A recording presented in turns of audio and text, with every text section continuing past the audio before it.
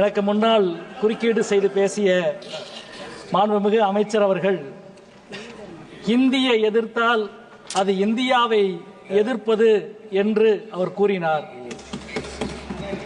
இந்தி திணிப்பை எதிர்த்தால்தான் அது இந்தியாவை பலப்படுத்துவது என்பதை அமைச்சருக்கு அடிக்கோடிட்டு காட்ட விரும்புகிறேன். இந்தியா இந்தியா அல்ல, எல்லா மொழிகளினுடைய சமத்துவத்தில் தான் இந்தியா நிற்கிறது. காசி தமிழ் சங்கத்திற்கு கொடுக்கிற முக்கியத்துவத்தை கல்விக்கு காசு கொடுங்கள் என்று கேட்டால் அது புரியாத உங்களுக்கு எந்த தாய்மொழியின் அருமையும் புரிய போவதில்லை, கல்வியின் அருமையும் புரிய போவதில்லை. கூட்டாட்சியின் மீதான தாக்குதல் தான் நவபாசிசத்தினுடைய கூறு. நீங்கள் கொடுத்த அறிக்கையிலிருந்து சொல்லுகிறோம். நிதி ஆயோக்கினுடைய அறிக்கை வறுமை ஒழிப்பு திட்டத்தில் முன்மாதிரியாக இருக்கிற முதல் மாநிலம் தமிழ்நாடு என்று சொல்கிறது. உங்களது பொருளாதார அறிக்கையில் மனித வளத்தை பெருக்குவதில் முதல் இடத்தில் இருக்கும் மாநிலம் தமிழ்நாடு என்று சொல்கிறது.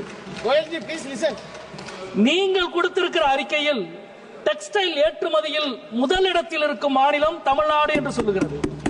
உயர்கல்வி துவங்கி பொது சுகாதாரம் வரை தமிழ்நாடு முதலிடத்தில் இருக்கிறது. ஆனால் நாங்கள் கொடுக்கிற ₹1 வரிக்கு நீங்கள் திருப்பி கொடுப்பது வெறும் 29 பைசா மட்டுமே என்பது எவ்வளவு அவலமானது. ஆனால் பீகார் செலுத்துகிற ₹1 வரிக்கு ₹7 திருப்பி கொடுக்கிறீர்கள். உத்தரப்பிரதேசம் கொடுக்கிற ₹1 வரிக்கு ₹1.75 பைசா திருப்பி கொடுக்கிறீர்கள். இப்படி திருப்பி கொடுக்கிற எங்கள் உரிமையை கேட்டால் நீங்கள் எங்கள் மீது அபாண்டமாக பழி சுமத்துகிறீர்கள். நிதியில், கல்வியில், ஆட்சி நிர்வாகத்தில் என எல்லா முனைகளிலும் கூட்டாட்சியை தாக்குகிறீர்கள். மாநிலங்களை பட்டினி போட்டு பணிய வைக்கிறீர்கள். பட்டினி போட்டு பணிய வைக்கிற உங்களது அதிகாரத்திற்கு எதிராக நிமிர்ந்து நிற்பவர்களை நாகரீகம் அற்றவர்கள் என்று நீங்கள் சொல்கிறீர்கள். நீங்கள் பயன்படுத்திய வார்த்தையை நீங்களே திரும்பி பெறுகிறீர்கள் என்றால் எவ்வளவு நாகரீகமற்ற ஒரு வார்த்தையை நீங்கள் பயன்படுத்தினீர்கள் என்பதை இப்பொழுதாவது நீங்கள் உணர்கிறீர்களா என்று நாங்கள் கேட்கிறோம். அதே போல நீங்கள் திரும்பி பெற்ற வார்த்தைக்கு பின்பும் தமிழ்நாட்டிலே இருக்கிற ஒரு ஒன்றிய அமைச்சர் உங்களது பேச்சை ஆதரிக்கிறார் என்றால் இதுதான் நாகரீகமா என்று நாங்கள் கேட்க நினைக்கிறோம். கல்வி அமைச்சகத்தின் கீழே வருகிற ஐஐடியினுடைய இயக்குனர் மாட்டு மூத்திரம் குடிக்க சொல்கிறார். அது நாகரீகமா என்று கேட்க உங்களால் முடியவில்லை. கல்விக்கு காசு கொடுங்கள் என்று கேட்டால் எங்களை பார்த்து நாகரீகமாக என்று நீங்கள் எங்களை கேட்கிறீர்கள். அதே போல இந்தியர்களை கைவிலங்கிட்டு அனுப்பி வைத்தது அமெரிக்கா. அதன் மீது கோபம் வரவில்லை. அதற்கு எதிராக கார்ட்டூன் போட்ட ஆனந்த விகடன் மீது நீங்கள் நடவடிக்கை எடுக்கிறீர்கள். இது நாகரீகமா என்று உங்களை பார்த்து நாங்கள் கேட்கிறோம். 3 வருடமாக பற்றி எரிகிறது மணிப்பூர். ஒரு முறை கூட பிரதமர் போகவில்லை. ஒரு முறை கூட போகாத பிரதமர் இருக்கிற ஒரு அவைக்கு மணிப்பூரின் பட்ஜெட்டை தாக்கல் செய்கிறீர்களே, இது நாகரீகமா என்ற கேள்வியை உங்களிடம் நாங்கள் கேட்க விரும்புகிறோம். இதே அவையில் 543 உறுப்பினர்கள் இருக்கிறோம். ஆனால் 848 இருக்கையை இந்த அவையிலே நீங்கள் அமைத்திருக்கிறீர்கள். உங்களது மறைமுக சதி திட்டத்திற்காக தென் மாநிலங்களின் உரிமையை நசுக்க நினைக்கிற உங்களின் சதிக்கு எதிராக இன்றைக்கு தமிழ்நாடும், தமிழ்நாட்டின் முதலமைச்சரும், தமிழ்நாட்டின் அனைத்து கட்சிகளும் இன்றைக்கு ஓரணியில் நிற்கிறார்கள்.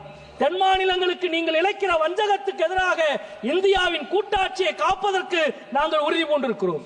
அதே போல இதே அவையில் நீங்கள் தாக்கல் செய்திருக்கிற இந்த நிதிநிலை அறிக்கையில் சிறு குறு தொழில்களுக்கு மிக அதிகமான வட்டி, ஆனால் கார்ப்பரேட்டுகளுக்கு மிக அதிகமான வரி விலக்கு. உங்களது வரி கொள்கையை ஒரு வரியில் விளக்குவதற்கு இது ஒன்றே போதும் என்று நினைக்கின்றேன். அதே போல நரேகா கடந்த 3 மாதமாக நரேகாவுக்கு கொடுக்க வேண்டிய தொகையை ஒன்றிய அரசு விடுவிக்க மறுக்கிறது. எங்களது மதுரை மாவட்டத்தில் மட்டும் 121 கோடி உழைத்த மக்களுக்கான கூலியை நிறுத்தி வைத்திருக்கிறார் பிரதமரும் நிதி அமைச்சரும் என்ற குற்றச்சாட்டை இந்த அவையிலே நாங்கள் முன்வைக்க விரும்புகின்றோம். அதே போல இன்றைக்கு மும்மொழி கொள்கையை கடைபிடித்தால்தான் தமிழ்நாட்டுக்கு கொடுக்க வேண்டிய, கல்வித்துறைக்கு கொடுக்க வேண்டிய 2500 கோடியை விடுவிப்போம் என்று கல்வி அமைச்சர் சொல்லுகிறார். பட்டினி போட்டு பணிய வைக்க முடியும் என்று அதிகார வர்க்கம் நினைத்தால் பட்டினி போட்டாலும் பணியாத தன்மானமும் பகுத்தறிவும் கொண்ட தமிழ் சமூகம் உங்களுக்கு பாடம் புகட்டும். கொடுப்பதால் மட்டுமே நீங்கள் உயர்ந்தவர்கள், பெறுவதால் மட்டுமே நாங்கள் தாழ்ந்தவர்கள் அல்ல. அரசியல் சாசனத்தை விட உயர்ந்தவர்கள் யாரும் இல்லை என்பதை தமிழ்நாடு மீண்டும் மீண்டும் புரிய வைக்கும் என்று சொல்லி முடிக்கிறேன். நன்றி, வணக்கம். எனக்கு முன்னால் குறுக்கீடு செய்து பேசிய மாண்புமிகு அமைச்சர் அவர்கள் ஹிந்தியை எதிர்த்தால் அது இந்தியாவை எதிர்ப்பது என்று அவர் கூறினார். இந்தி திணிப்பை எதிர்த்தால்தான் அது இந்தியாவை பலப்படுத்துவது என்பதை அமைச்சருக்கு அடிக்கோடிட்டு காட்ட விரும்புகிறேன். இந்தியா ஹிந்தியா அல்ல, எல்லா மொழிகளினுடைய சமத்துவத்தில் தான் இந்தியா நிற்கிறது. காசி தமிழ் சங்கத்திற்கு கொடுக்கிற முக்கியத்துவத்தை கல்விக்கு காசு கொடுங்கள் என்று கேட்டால் அது புரியாத உங்களுக்கு எந்த தாய்மொழியின் அருமையும் புரிய போவதில்லை, கல்வியின் அருமையும் புரிய போவதில்லை. கூட்டாட்சியின் மீதான தாக்குதல் தான் நவபாசிசத்தினுடைய கூறு. நீங்கள் கொடுத்த அறிக்கையிலிருந்து சொல்லுகிறோம். நிதி ஆயோக்கினுடைய அறிக்கை வறுமை ஒழிப்பு திட்டத்தில் முன்மாதிரியாக இருக்கிற முதல் மாநிலம் தமிழ்நாடு என்று சொல்கிறது. உங்களது பொருளாதார அறிக்கையில் மனித வளத்தை பெருக்குவதில் முதல் இடத்தில் இருக்கும் மாநிலம் தமிழ்நாடு என்று சொல்கிறது. நீங்கள் கொடுத்திருக்கிற அறிக்கையில் டெக்ஸ்டைல் ஏற்றுமதியில் முதல் இடத்தில் இருக்கும் மாநிலம் தமிழ்நாடு என்று சொல்லுகிறது. உயர்கல்வி துவங்கி பொது சுகாதாரம் வரை தமிழ்நாடு முதலிடத்தில் இருக்கிறது. ஆனால் நாங்கள் கொடுக்கிற ₹1 வரிக்கு நீங்கள் திருப்பி கொடுப்பது வெறும் 29 பைசா மட்டுமே என்பது எவ்வளவு அவலமானது.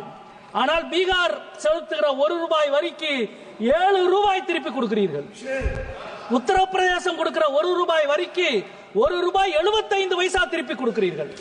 இப்படி திருப்பி கொடுக்கிற எங்கள் உரிமையை கேட்டால் நீங்கள் எங்கள் மீது அபாண்டமாக பழி சுமத்துகிறீர்கள். நிதியில், கல்வியில், ஆட்சி நிர்வாகத்தில் என எல்லா முனைகளிலும் கூட்டாட்சியை தாக்குகிறீர்கள். மாநிலங்களை பட்டினி போட்டு பணிய வைக்கிறீர்கள். பட்டினி போட்டு பணிய வைக்கிற உங்களது அதிகாரத்திற்கு எதிராக நிமிர்ந்து நிற்பவர்களை நாகரீகம் அற்றவர்கள் என்று நீங்கள் சொல்கிறீர்கள். நீங்கள் பயன்படுத்திய வார்த்தையை நீங்களே திரும்பி பெறுகிறீர்கள் என்றால் எவ்வளவு நாகரீகமற்ற ஒரு வார்த்தையை நீங்கள் பயன்படுத்தினீர்கள் என்பதை இப்பொழுதாவது நீங்கள் உணர்கிறீர்களா என்று நாங்கள் கேட்கிறோம். அதே போல நீங்கள் திரும்பி பெற்ற வார்த்தைக்கு பின்பும் தமிழ்நாட்டில் இருக்கிற ஒரு ஒன்றிய அமைச்சர் உங்களது பேச்சை ஆதரிக்கிறார் என்றால் இதுதான் நாகரீகமா என்று நாங்கள் கேட்க நினைக்கிறோம். கல்வி அமைச்சகத்தின் கீழே வருகிற ஐஐடியினுடைய இயக்குனர் மாட்டு மூத்திரம் குடிக்க சொல்கிறார். அது நாகரீகமா என்று கேட்க உங்களால் முடியவில்லை. கல்விக்கு காசு கொடுங்கள் என்று கேட்டால் எங்களை பார்த்து நாகரீகமாக என்று நீங்கள் எங்களை கேட்கிறீர்கள். அதே போல இந்தியர்களை கைவிலங்கிட்டு அனுப்பி வைத்தது அமெரிக்கா. அதன் மீது கோபம் வரவில்லை. அதற்கு எதிராக கார்ட்டூன் போட்ட ஆனந்த விகடன் மீது நீங்கள் நடவடிக்கை எடுக்கிறீர்கள். இது நாகரீகமா என்று உங்களை பார்த்து நாங்கள் கேட்கிறோம். 3 வருடமாக பற்றி எரிகிறது மணிப்பூர். ஒரு முறை கூட பிரதமர் போகவில்லை. ஒரு முறை கூட போகாத பிரதமர் இருக்கிற ஒரு அவைக்கு மணிப்பூரின் பட்ஜெட்டை தாக்கல் செய்கிறீர்களே, இது நாகரீகமா என்ற கேள்வியை உங்களிடம் நாங்கள் கேட்க விரும்புகிறோம். இதே அவையில் 543 உறுப்பினர்கள் இருக்கிறோம். ஆனால் 848 இருக்கையை இந்த அவையிலே நீங்கள் அமைத்திருக்கிறீர்கள். உங்களது மறைமுக சதி திட்டத்திற்காக தென் மாநிலங்களின் உரிமையை நசுக்க நினைக்கிற உங்களின் சதிக்கு எதிராக இன்றைக்கு தமிழ்நாடும், தமிழ்நாட்டின் முதலமைச்சரும், தமிழ்நாட்டின் அனைத்து கட்சிகளும் இன்றைக்கு ஓரணியில் நிற்கிறார்கள். தென் மாநிலங்களுக்கு நீங்கள் இழைக்கிற வஞ்சகத்துக்கு எதிராக இந்தியாவின் கூட்டாட்சியை காப்பதற்கு நாங்கள் உறுதி பூண்டிருக்கிறோம். அதே போல இதே அவையில் நீங்கள் தாக்கல் செய்திருக்கிற இந்த நிதிநிலை அறிக்கையில் சிறு குறு தொழில்களுக்கு மிக அதிகமான வட்டி, ஆனால் கார்ப்பரேட்டுகளுக்கு மிக அதிகமான வரி விலக்கு.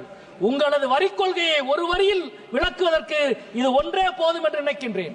அதே போல நரேகா, கடந்த 3 மாதமாக நரேகாவுக்கு கொடுக்க வேண்டிய தொகையை ஒன்றிய அரசு விடுவிக்க மறுக்கிறது. எங்களது மதுரை மாவட்டத்தில் மட்டும் 121 கோடி உழைத்த மக்களுக்கான கூலியை நிறுத்தி வைத்திருக்கிறார் பிரதமரும் நிதி அமைச்சரும் என்ற குற்றச்சாட்டை இந்த அவையிலே நாங்கள் முன்வைக்க விரும்புகின்றோம். அதே போல இன்றைக்கு மும்மொழி கொள்கையை கடைபிடித்தால்தான் தமிழ்நாட்டுக்கு கொடுக்க வேண்டிய கல்வித்துறைக்கு கொடுக்க வேண்டிய 2500 கோடியை விடுவிப்போம் என்று கல்வி அமைச்சர் சொல்லுகிறார். பட்டினி போட்டு பணிய வைக்க முடியும் என்று அதிகார வர்க்கம் நினைத்தால் பட்டினி போட்டாலும் பணியாத தன்மானமும் பகுத்தறிவும் கொண்ட தமிழ் சமூகம் உங்களுக்கு பாடம் புகட்டும். கொடுப்பதால் மட்டுமே நீங்கள் உயர்ந்தவர்கள், பெறுவதால் மட்டுமே நாங்கள் தாழ்ந்தவர்கள் அல்ல. அரசியல் சாசனத்தை விட உயர்ந்தவர்கள் யாரும் இல்லை என்பதை தமிழ்நாடு மீண்டும் மீண்டும் புரிய வைக்கும் என்று சொல்லி முடிக்கிறேன். நன்றி, வணக்கம்.